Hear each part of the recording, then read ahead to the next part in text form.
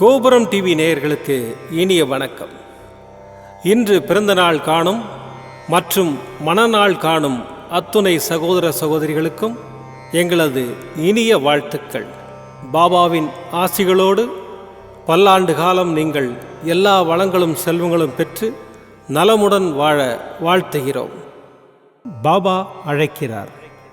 அவரின் பொன்மொழிகளை கேட்பதற்காக, நம் பிரச்சனைகளை தீர்த்து வைக்கும் அற்புதமான கூட்டு பிரார்த்தனை செய்வதற்காக, மேலும் மனம் ஒருநிலைப்படவும் மனம் அமைதி பெறவும் அற்புதமான தியானம் செய்யவும் பாபா அழைக்கிறார்.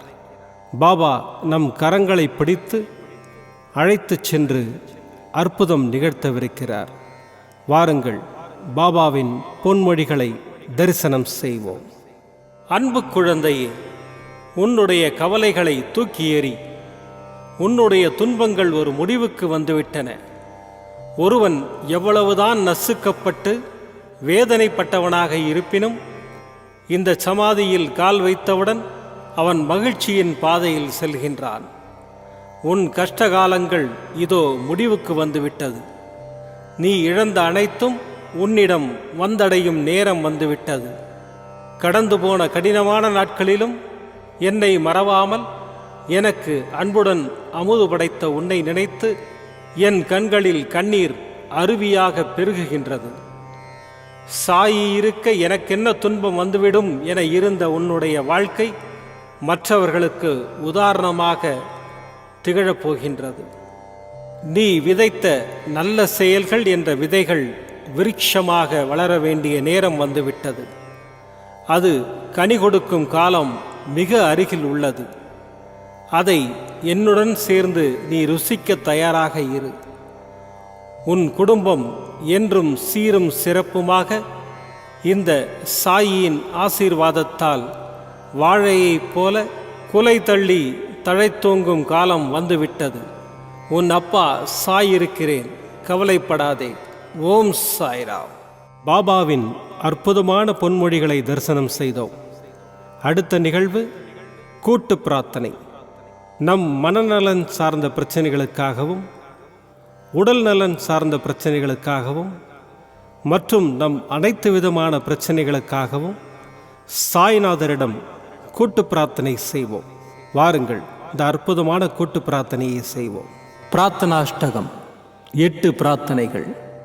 சாந்தமான மனம் கொண்ட சாயிநாதரே, அறிவின் சிகரமே, அன்புள்ளம் கொண்டவரே, கருணை கடலே, உண்மையின் இருப்பிடமே, மாயை என்னும் இருளை அகற்றுபவரே, ஜாதி மத பேதங்களுக்கு அப்பாற்பட்டவரே, எங்களின் புரிந்து கொள்ளும் திறமைக்கு அப்பாற்பட்டவரே, அன்பின் இருப்பிடமே, ஷீரடி வாழ் இறைவனே, என்னை காப்பாற்றும், என்னை காப்பாற்றும்.